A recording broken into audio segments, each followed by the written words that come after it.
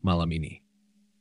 Kami akan menceritakan pengalaman tak masuk akal seorang dokter saat melakukan perjalanan survei menuju lokasi kerja barunya. Jika terdapat kesamaan nama toko atau tempat, itu hanya kebetulan semata. Kami tidak bermaksud menyudutkan atau mendiskreditkan satu toko atau tempat. Cerita ini bertujuan berbagi pengalaman kepada para pendengar yang menyukai cerita-cerita seperti ini.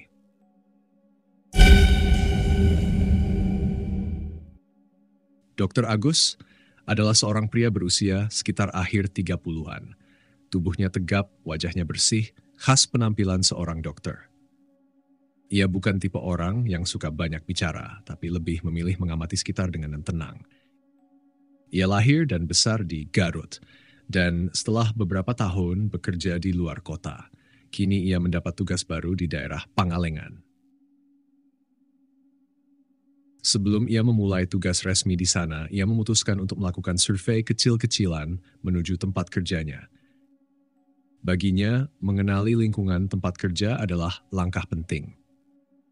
Tapi bukan hanya itu, ia memang punya kebiasaan menjelajah dan menikmati alam terbuka. Naik motor trail adalah hobinya sejak lama. Ia menikmati kesendirian dan tantangan yang datang saat melintasi jalur yang belum banyak dilewati orang. Hari itu, langit di Garut cukup cerah. Pukul 11 siang, ia memulai perjalanan dari rumahnya di Tarogong Kaler. Jaket riding berwarna hitam ia kenakan, lengkap dengan helm standar medan berat. Motor trail 250 cc yang ia gunakan sudah biasa melewati jalur berbatu dan licin. Ia sudah menyiapkan semuanya, beberapa perlengkapan motor, jas hujan, air minum, dan ponsel dengan baterai penuh. Rute yang akan ia tempuh bukan jalur umum. Ia memilih jalur yang jarang dilewati kendaraan biasa. Start dari Garut, ia mengambil arah menuju arah Cikajang.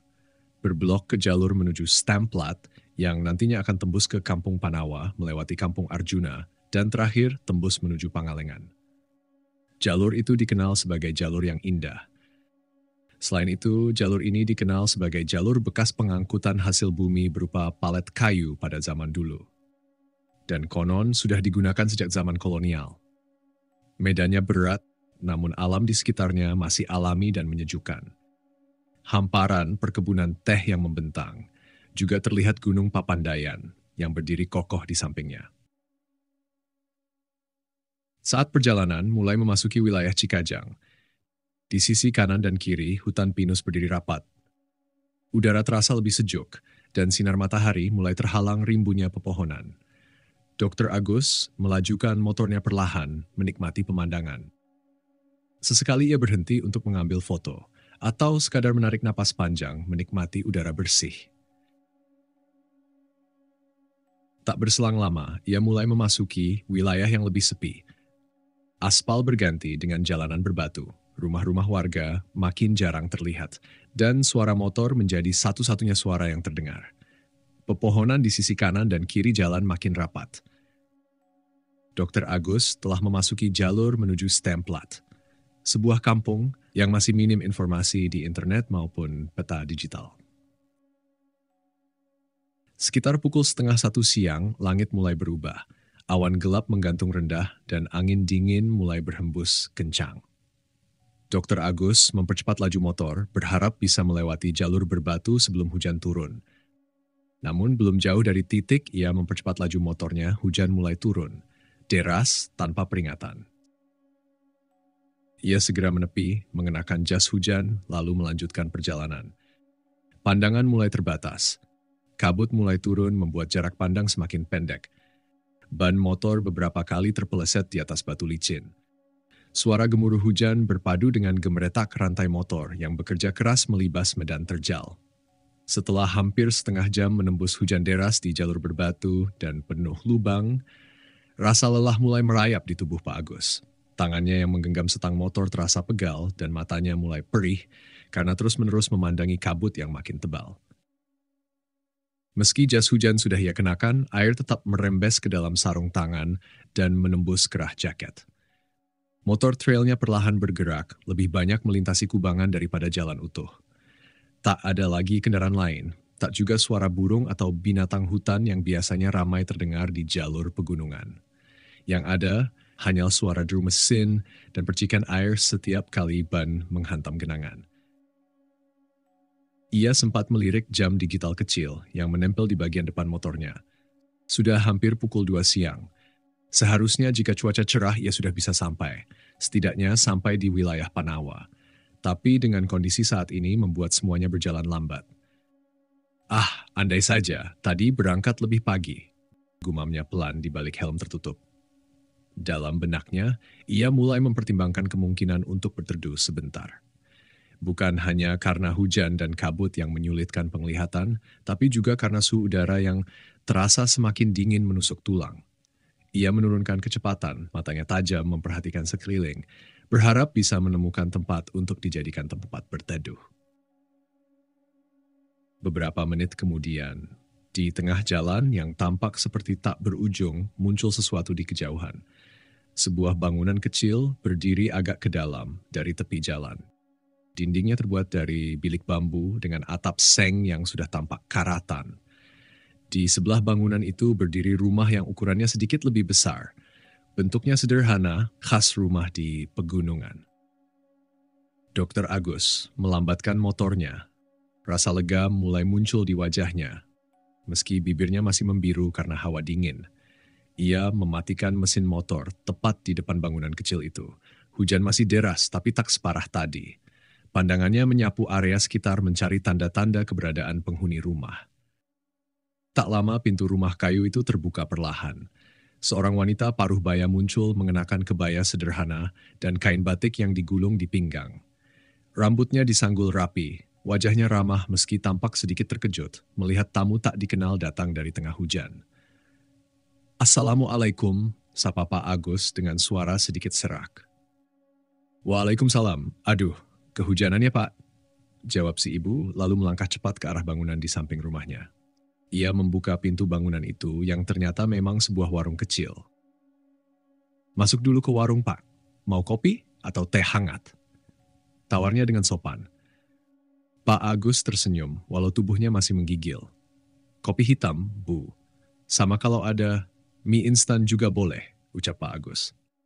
Iya, tunggu sebentar ya," jawab si ibu sambil berlalu ke bagian belakang warung. Pak Agus masuk ke dalam warung. Meski ukurannya kecil, tapi tempat itu cukup nyaman. Ada 2 bangku panjang dan sebuah meja kayu di tengah. Aroma kayu basah dan mie rebus mulai memenuhi ruangan. Ia membuka helmnya perlahan, meletakkannya di atas meja. Lalu ia melepas jaket dan jas hujan yang basah oleh air.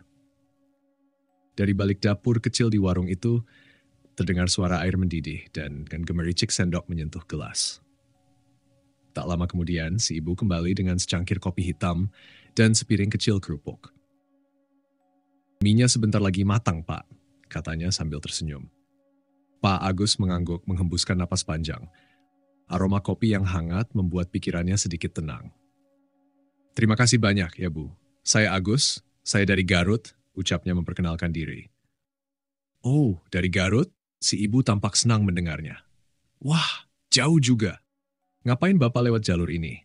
Biasanya orang naik kendaraan lewat jalan besar," ucap si ibu dengan nada sedikit heran.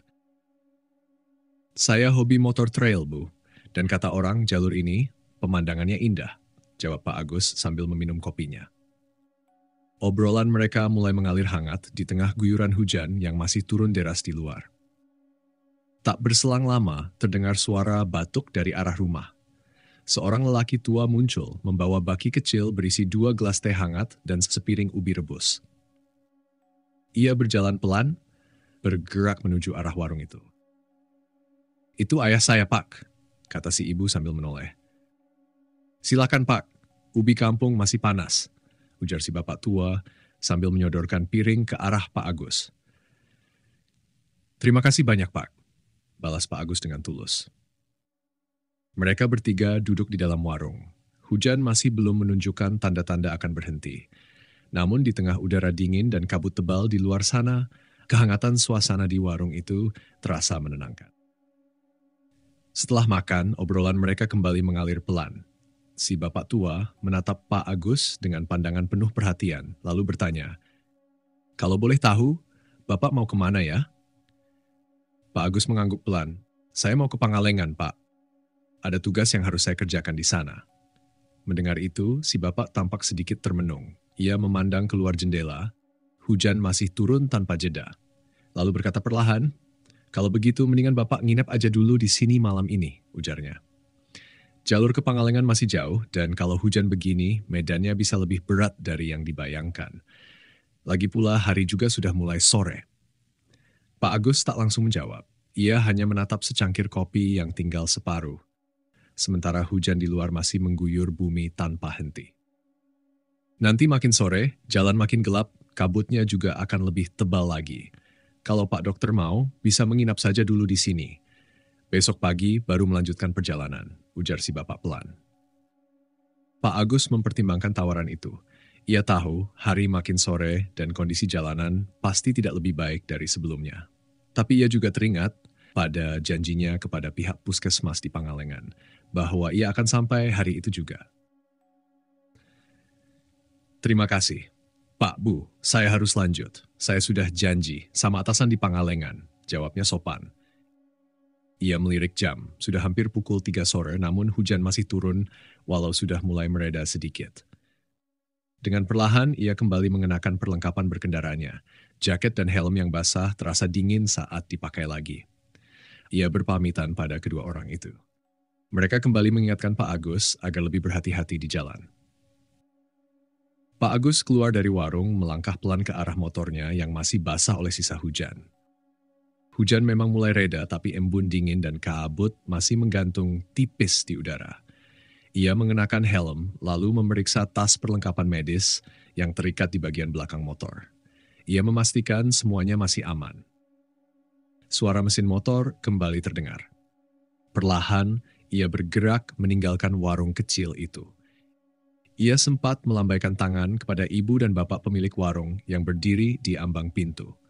Mereka membalasnya dengan senyuman yang samar dan hangat di tengah kabut yang belum juga menghilang. Jalanan setelah warung itu lebih sempit. Tanahnya becek dan batu-batu kecil bertebaran di permukaan jalan. Pak Agus mengatur kecepatan motor agar tetap stabil. Sesekali ban tergelincir ringan membuat tubuhnya refleks menyimbangkan posisi. Hutan di kiri kanan jalan tampak semakin rapat. Pepohonan menjulang tinggi, batangnya basah dan lumut menempel di akar-akar besar.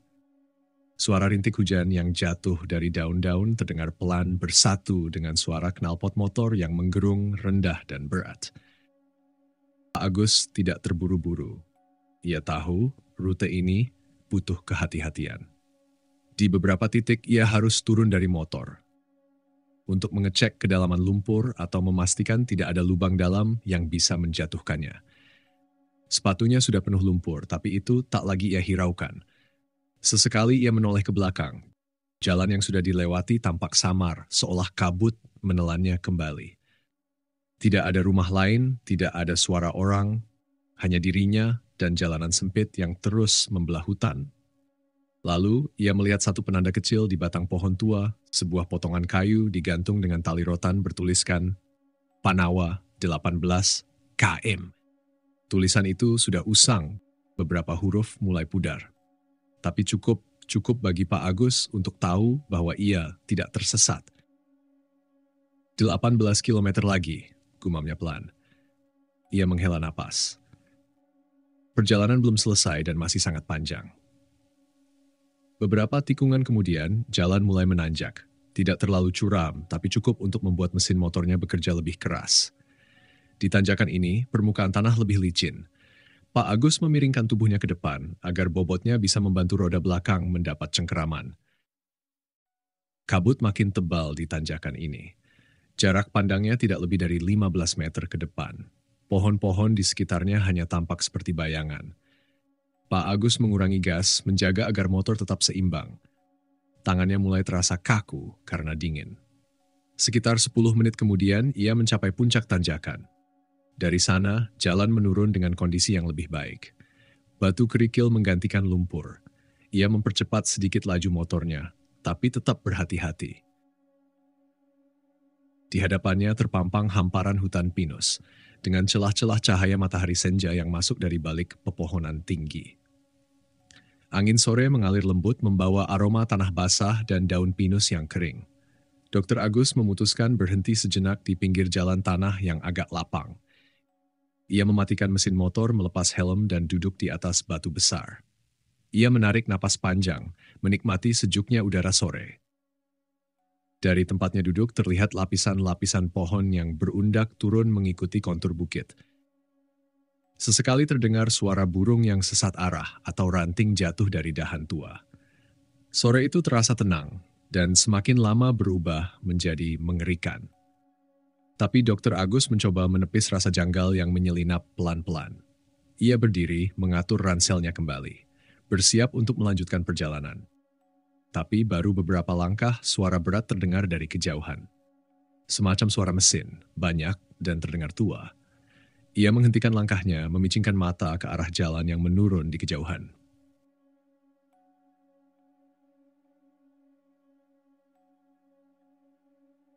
Debu tipis mulai terlihat berterbangan di ujung jalan. Lalu satu persatu truk-truk besar muncul dari tikungan. Truk kayu tua berkarat di beberapa bagian, melaju lambat. Di bak belakangnya tertumpuk kayu gelondongan besar. Dan di antara iring-iringan truk itu ada beberapa orang, semacam pekerja. Namun yang aneh, beberapa dari mereka terlihat mempunyai wajah yang bukan seperti orang Indonesia. Lebih mirip seperti bangsa Eropa. Pakaian mereka lusuh, modelnya seperti seragam pekerja kasar zaman dulu. Warna kain sudah pudar dan ada yang robek di sana-sini. Beberapa orang tampak memegang topi usang atau mengenakan ikat kepala dari kain lusuh. Wajah mereka tak menampakkan ekspresi, seperti patung hidup. Di truk paling belakang pemandangan berubah lebih mengerikan. Sejumlah orang tampak dibelenggu dan dipaksa berjalan sambil membawa kayu panjang di bahu mereka. Jika di antara mereka ada yang terpeleset atau jatuh, maka akan langsung disambut cambukan dari pria-pria berseragam asing. Dr. Agus sontak terbelalak. Tangannya refleks meraih stang motor dan mematikannya kembali. Lalu ia menarik tubuhnya menuju semak-semak yang tak jauh dari sana. Ia berjongkok, menahan napas. Dirinya mencoba mengamati dari balik dedaunan rimbun. Suara cambukan terdengar jelas, diikuti pekikan tertahan dan jeritan kesakitan. Ia menyaksikan kejadian itu dengan mata kepalanya sendiri. Tubuhnya mulai gemetar. Tak pernah ia menyaksikan kejadian seperti ini sebelumnya. Deretan truk itu seakan bergerak lambat, tapi pasti. Suasana menjadi dingin dan mencekam. Dr. Agus berjongkok mencoba bersembunyi dari iring-iringan truk di depannya. Tangannya dengan gemetar mencoba mengeluarkan ponsel dari kantong jaket. Ia mencoba merekam, namun jari-jarinya nyaris tak stabil menekan layar. Kamera mengarah pada iring-iringan truk yang terus melintas. Truk demi truk, manusia demi manusia. Sekitar 20 truk lewat di depannya. Semua dengan pola yang sama, kayu, manusia, cambuk, dan kesunyian yang mencekam. Para penjaga yang mengawal di sisi truk tampak berbeda. Mereka bertubuh tinggi, besar, mengenakan helm baja dan sepatu bot panjang. Wajah mereka keras, tanpa empati. Seperti sudah dilatih untuk tidak mengenal belas kasihan. Saat iring-iringan itu menghilang di tikungan hutan, suasana tak langsung kembali seperti semula. Ia masih berjongkok, terdiam. Tubuhnya masih gemetar. Napasnya tertahan. Ia melihat jam tangan. Sudah pukul 7 malam. Waktu terasa melambat selama ia menyaksikan semuanya. Ia mengangkat tubuhnya perlahan dari semak, lalu berjalan ke arah motor dengan langkah ragu. Ia ingin pulang. Tapi rasa takut berpapasan kembali dengan rombongan itu. Membuatnya memilih untuk melanjutkan perjalanan. Ia tak sanggup melihat hal itu lagi. Dengan tangan yang masih gemetar, ia kembali menghidupkan motornya lalu menatap jalan yang mulai gelap. Langit benar-benar mulai gelap. Cahaya senja telah lenyap sepenuhnya. Langkah Dr. Agus masih terasa berat saat ia menaiki kembali motornya. Sisa kejadian yang barusan ia lihat masih terpatri jelas di kepalanya. Setiap kali ia menutup mata sejenak, bayangan orang-orang yang dipaksa bekerja dengan tubuh ringkih dan wajah hampa kembali muncul. Ia menarik napas dalam-dalam mencoba menenangkan pikirannya. Satu tarikan gas pelan membawa motornya kembali menyusuri jalan setapak yang makin sunyi. Pepohonan di kiri kanan sudah mulai merapat. Beberapa pohon terlihat seperti menunduk, membuat jalan tampak lebih gelap. Lampu motornya menyorot jalan ke depan, memantul di permukaan tanah yang masih lembab usai hujan tadi sore. Jalanan yang ia lalui tak sepenuhnya mulus. Sesekali, roda depan menghantam batu kecil atau masuk ke lubang dangkal yang membuat motornya berguncang. Tapi Dr. Agus tak terlalu peduli. Fokusnya hanya satu saat itu. Segera keluar dari hutan ini secepatnya. Perjalanan terasa panjang. Langit benar-benar telah gelap. Jam di pergelangan tangannya menunjukkan pukul 19 lebih sedikit. Tapi entah mengapa, hutan ini terasa lebih pekat dari seharusnya. Ia tak bertemu satupun orang, kendaraan, atau rumah. Hanya suara knalpot motornya sendiri yang menemani. Tiba-tiba di kejauhan, samar-samar terdengar suara adzan. Ia langsung memperlambat laju motornya. Dalam kesunyian hutan, suara adzan itu terdengar janggal tapi juga menenangkan. Ia berhenti sejenak, menajamkan pendengaran. Benar, suara adzan itu datang dari kejauhan. Ia menoleh ke arah suara, lalu kembali menyalakan gas motornya perlahan. Ia mencoba mengikuti arah asal suara tersebut. Tak lama kemudian, dari balik pepohonan yang mulai merenggang tampak kelap-kelip lampu. Beberapa rumah mulai terlihat, atap seng, dinding kayu, dan beberapa jendela terbuka dengan tirai menggantung. Suasana kampung itu tenang, tapi juga sedikit asing. Ia memperlambat motornya. Di depan pos ronda, ada 3 orang duduk mengobrol sambil menyeruput kopi dalam gelas kaca kecil. Mereka menoleh serempak saat melihat lampu motor mendekat. Dr. Agus menghentikan motornya dan melepas helm. "Permisi Pak," sapanya sopan. "Saya mau tanya, apakah dari sini masih jauh ke arah Pangalengan?" Salah satu pria mengenakan jaket lusuh dan peci hitam berdiri lalu mendekat. "Wah, kalau dari sini mah, masih sekitar 1 jam lagi Pak. Tapi jalannya udah lebih bagus nanti," ucap salah satu warga pelan. "Oh, Alhamdulillah." Dr. Agus mengangguk perlahan. Ia kembali bertanya, "Kalau warung terdekat, ada Pak?" "Warung, ada. Sini aja, ikut saya Pak," ujar pria itu tenang, lalu memberi isyarat kepada 2 temannya. Mereka bertiga pun berjalan mendahului, menunjukkan arah. Dr. Agus mendorong motornya pelan, mengikuti di belakang. Tak jauh dari sana di sudut kampung, tampak sebuah warung kecil dengan papan kayu tergantung di atas jendela. Lampu bohlam kuning menyala redup. Beberapa bangku panjang tersusun di teras depan. Di dalam tampak rak berisi mie instan, kopi sachet, dan beberapa botol minuman ringan. "Silakan Pak," salah satu warga menunjuk ke dalam warung. "Terima kasih ya Pak," ujar Dr. Agus sambil tersenyum kecil. Ia masuk, lalu memesan semangkuk mie instan dan secangkir kopi. Saat menunggu, salah satu warga duduk di bangku seberang, lalu mulai membuka percakapan. "Bapak, dari mana ya? Mau kemana? Malam-malam begini?"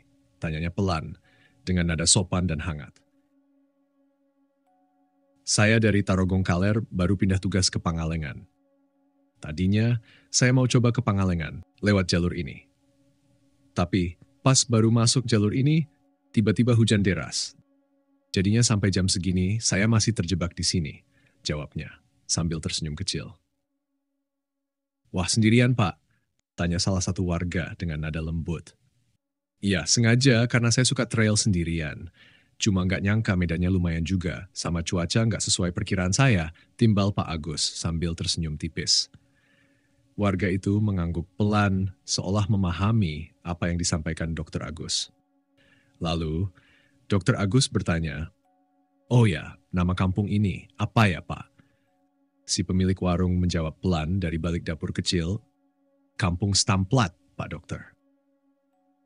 Dr. Agus mengangguk. Nama itu terasa asing, tapi ia mencatatnya di benaknya. Saat menyantap mie instan yang mulai mendingin, ia memberanikan diri bercerita. "Tadi, sebelum sampai ke sini, saya lihat iring-iringan truk bermuatan kayu. Banyak sekali truknya terlihat tua. Orang-orang di belakangnya kayak pekerja zaman dulu. Ada yang seperti dipaksa bekerja. Ada tentara juga. Tapi bukan seperti tentara kita, lebih kayak bule. Mereka menyiksa pekerja-pekerja itu. Tutupnya menyudahi cerita. Warga yang mendengarnya langsung terdiam. Suasana warung yang semula hangat mendadak menjadi kaku. Salah satu dari mereka bertanya perlahan. Lihatnya di mana, Pak? Sekitar 30 sampai 40 menit sebelum sampai sini. Di jalan setapak yang menurun sebelum tanjakan kecil. Saya sembunyi di balik semak saat melihat kejadian itu, ujar Dr. Agus. Mereka saling berpandangan, seorang warga meneguk kopi lalu bicara pelan. Penampilannya kayak orang zaman dulu ya? Iya, Pak. Bajunya juga kayak tahun 60-an atau 70-an. Si pemilik warung berhenti sebentar lalu menoleh pelan. Mungkin itu arwah pekerja paksa zaman Belanda, Pak. Dr. Agus diam. Ia mencoba membuka galeri di ponselnya. Ia ingin menunjukkan video rekaman yang tadi sempat ia ambil. Tapi saat video diputar, tak ada gambar. Hanya suara jeritan, rintihan, dan suara cambukan. Semua yang ada di warung itu terpaku. Salah satu dari mereka menarik napas dalam, lalu berkata, "Dulu, sebelum jadi kampung, Stemplat ini memang tempat istirahat pekerja. Kayu-kayu dari hutan dibawa lewat jalur ini ke kota. Mungkin banyak yang meninggal saat bekerja karena sudah menjadi rahasia umum, bahwa company memperlakukan pekerja pribumi bukan seperti sesama manusia, tapi lebih seperti budak." Tutup salah satu warga itu mengakhiri ucapannya. Dr. Agus tak berkata apa-apa. Wajahnya menegang. Ia menggenggam ponselnya erat. Suasana hening. Hanya terdengar suara kipas angin kecil yang berdengung di pojok warung. Salah satu warga bertanya, setengah bercanda. "Masih mau lanjut, Pak?" Dr. Agus tertawa kecil, tapi hambar. "Kayaknya enggak deh, Pak. Kelihatannya nginep aja, Pak. Sudah malam juga." "Iya, takut juga ya, Pak," celetuk pemilik warung sambil tersenyum. Mereka pun tertawa ringan bersama di tengah ketegangan yang perlahan mencair. Selesai makan dan menghabiskan kopinya, seorang warga lalu mengajak Dr. Agus menuju rumah Pak RT. Tak ada penginapan di kampung itu, jadi mereka menawarkan tempat menginap seadanya. Dr. Agus mengiyakan tanpa pikir panjang. Setelah apa yang ia alami hari ini, ia butuh tempat yang aman dan tenang untuk beristirahat. Rumah Pak RT berada tak jauh dari warung itu. Sebuah rumah kayu sederhana dengan halaman kecil dan lampu kuning temaram yang menggantung di teras. Pintu dibuka perlahan dari dalam, dan seorang pria paruh baya keluar menyambut mereka. "Pak RT, ini ada tamu," katanya dari Tarogong Kaler mau ke Pangalengan, ujar warga yang mengantarnya. Pak RT mengangguk ramah. "Oh, silakan masuk, Pak. Maaf seadanya ya." "Terima kasih banyak, Pak." "Saya sangat berterima kasih," jawab Dr. Agus sambil menunduk hormat. Mereka kemudian masuk ke ruang tamu. Di dalam rumah, aroma kayu tua bercampur dengan bau teh manis menyambut. Ruangan itu sederhana, hanya ada 2 kursi rotan, sebuah meja pendek, dan lemari kecil di sudut ruangan. Suasana rumah ini mengingatkannya pada rumah nenek di masa kecil. Tak lama kemudian, istri Pak RT datang membawa nampan berisi teh manis dan sepiring ubi rebus yang masih mengepul. "Silakan, Pak, ini cemilan malam. Ubi dari kebun sendiri," ujar Bu RT. "Terima kasih, Bu. Wah, hangat sekali, pas banget," ujar Dr. Agus sambil duduk perlahan. Obrolan mereka mengalir pelan. Dr. Agus mulai bertanya tentang kampung Stemplat. Ia penasaran karena tadi saat mendengar nama kampung itu, ada sesuatu yang mengganjal di benaknya. Pak RT menyesap tehnya sebelum menjawab. Dulu, sebelum jadi kampung, tempat ini dikenal sebagai tempat muat ulang kayu. Dari hutan, kayu-kayu ditebang, dibawa ke sini, lalu diangkut pakai truk ke arah kota. "Berarti jalur ini memang sudah lama digunakan?" tanya Agus. Pak RT mengangguk pelan. Kalau tepatnya, saya juga nggak tahu sepenuhnya, Pak Dokter. Tapi, kalau menurut kabar yang saya dengar, memang jalur ini sudah ada sejak zaman Belanda. Dan, kata orang tua dulu, jalur ini dibangun pada masa Belanda. Ujar Pak RT sambil menghisap rokok kreteknya. Dokter Agus menelan ludah pelan. Ia menatap teh di tangannya lalu memutuskan untuk bertanya. Pak, tadi di jalan saya lihat sesuatu. Sebuah iring-iringan truk tua. Banyak orang mengiringi truk itu. Beberapa seperti pekerja paksa. Ada juga yang berbaju seperti tentara. Saya sempat merekamnya tapi waktu diputar, yang keluar cuma suara rintihan. Pak RT tak langsung menjawab. Ia menatap kosong ke arah jendela yang mulai mengembun. Hanya suara jangkrik dari luar yang terdengar, mengisi keheningan. Lalu, pelan-pelan Pak RT berkata, kadang penderitaan yang luar biasa bisa saja membekas. Alam merekamnya sebagai sebuah memori. Tak semua orang bisa melihatnya, tapi kadang ada yang cukup peka atau mungkin sedang tidak sengaja tersambung, tutupnya. Dokter Agus hanya mengangguk. Kata-kata itu ia pahami sepenuhnya. Kemudian Pak RT kembali berbicara. Kami juga sering dengar cerita dari kakek nenek dulu. Kadang di malam-malam tertentu, suka terdengar suara truk lewat padahal jalannya sudah sepi. Kadang ada suara seperti orang menumpuk kayu, kadang suara jeritan. Tapi sekarang sudah jarang. Apakah menurut Pak RT saya masuk ke waktu yang berbeda? Tanya Dokter Agus. Pak RT hanya mengangkat bahu lalu berkata, yang pasti Pak Dokter melihat sesuatu yang tidak semua orang bisa lihat.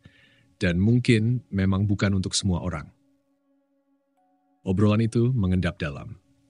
Malam terus merambat. Waktu sudah menunjukkan pukul 10 malam. Istri Pak RT menyiapkan kasur lantai di salah satu kamar kecil. Lampu dimatikan dan rumah itu tenggelam dalam keheningan malam. Di luar suara hutan tetap hidup. Jangkrik bersaut-sahutan. Sesekali terdengar suara burung malam. Langit gelap tak banyak bintang. Hanya bulan sabit pucat yang menggantung di ujung langit. Sementara itu di dalam kamar, Dokter Agus berbaring menatap langit-langit rumah kayu itu. Matanya tak langsung terpejam. Kejadian tadi sore terus terbayang di kepalanya. Truk tua, orang-orang yang berjalan tertatih, suara cambukan, jeritan lirih, dan video yang hanya berisi suara. Seolah dunia tak mengizinkannya membawa bukti dari kejadian itu. Ia menarik selimut tipis yang disediakan. Dingin malam mulai merayap. Tapi rasa kantuk pelan-pelan datang. Tubuhnya lelah. Dan akhirnya ia pun terlelap. Keesokan paginya, sinar matahari menembus celah dinding, menyorot wajah Dokter Agus. Ia terbangun perlahan. Suara ayam berkokok terdengar dari kejauhan, bercampur dengan desiran angin pagi yang lembut menyapu atap rumah. Ia duduk perlahan di atas kasur tipis, membiarkan matanya beradaptasi dengan cahaya pagi yang samar. Perlahan, ia melangkah keluar dari kamar dan mendapati Pak RT sudah duduk di teras. Tak jauh dari sana, istri Pak RT sedang menyapu halaman kecil. Dedaunan kering terkumpul rapi di salah satu sudut. Selamat pagi, Pak Dokter, sapa Pak RT. Suaranya tenang, terdengar pelan di antara desir angin pagi. Pagi, Pak. Terima kasih ya, sudah ngasih tumpangan semalam, jawab Dokter Agus menundukkan kepala sedikit sopan. Ah, sama-sama. Maaf, cuma bisa sediain tempat seadanya, ujar Pak RT sambil tersenyum kaku. Pandangannya menatap jauh ke halaman. Dokter Agus membalas dengan senyum tipis. Sudah lebih dari cukup, Pak. Saya sangat berterima kasih. Tak lama kemudian mereka duduk bersama di ruang makan sederhana. Nasi hangat mengepul di atas piring. Di sampingnya tempe goreng yang masih renyah dan sambal buatan istri Pak RT yang aromanya menggoda. Makanan itu tampak biasa, tapi pagi itu terasa sangat istimewa bagi Agus. Setiap suapan membawa kehangatan. Rasa lelah yang menempel sejak semalam perlahan-lahan terangkat, digantikan oleh rasa syukur yang diam-diam mengisi dadanya. Selesai makan, Agus berdiri dan berpamitan pada Pak RT dan istrinya. Mereka bergeser ke teras, tempat angin pagi masih berembus lembut. Obrolan ringan mengalir sejenak, membicarakan arah jalan menuju Pangalengan. Pak RT menunjuk ke kejauhan, memberi beberapa petunjuk, menyarankan agar Agus tetap di jalur utama, dan berhati-hati jika harus melewati kawasan hutan lagi. Suara Pak RT terdengar pelan, nyaris seperti bisikan, "Kalau bisa, jangan berhenti di tengah hutan, Pak Dokter." Agus menatap wajah tua itu sesaat. Ada sesuatu di balik ucapannya. Namun ia hanya mengangguk pelan. "Iya, Pak. Saya akan langsung jalan terus." Ia menyalakan motor trailnya.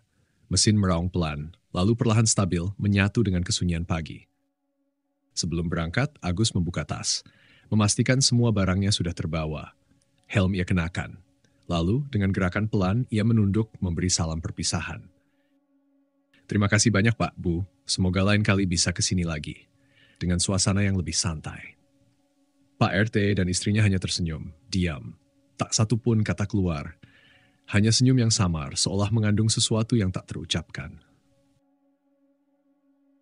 Motor itu perlahan keluar dari halaman rumah. Roda menyusuri jalan kampung yang masih basah oleh embun, menyisakan jejak halus di tanah yang lembab.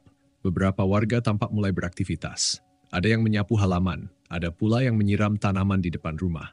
Wajah-wajah itu menoleh ketika Agus melintas. Mereka melambaikan tangan. Senyum mereka ramah, hangat, tapi terasa tenang, nyaris terlalu tenang. Agus membalas lambaian itu dengan anggukan kecil dan senyum tipis. Namun di dalam dirinya masih ada rasa asing yang menggantung. Seperti sesuatu yang belum sepenuhnya ia pahami, atau mungkin belum sepenuhnya ia sadari. Langit semakin cerah, cahaya pagi menyebar perlahan mengusir sisa-sisa kabut yang masih menggantung di ujung-ujung jalan. Dunia tampak lebih terang pagi itu, lebih hidup. Namun Dr. Agus tahu, di balik terang itu masih ada bayangan. Bayangan yang belum sepenuhnya menghilang. Tapi ia tak lagi takut. Ia hanya akan terus melangkah, meninggalkan jejak, satu persatu di antara riuh sunyi pepohonan dan jalanan yang perlahan menjauh. Cerita itu akan ia simpan dalam diam. Sampai suatu hari mungkin ia bisa mengerti sepenuhnya apa yang sebenarnya terjadi di malam itu. Itu dia cerita kita malam ini. Kalau ada yang ingin kamu tambahkan, silakan tulis di kolom komentar. Like kalau kamu suka video seperti ini. Nantikan juga video-video lainnya dari cerita horor misteri. Saya Rocky, mewakili kru yang bertugas mengucapkan selamat malam. Dan jangan lupa subscribe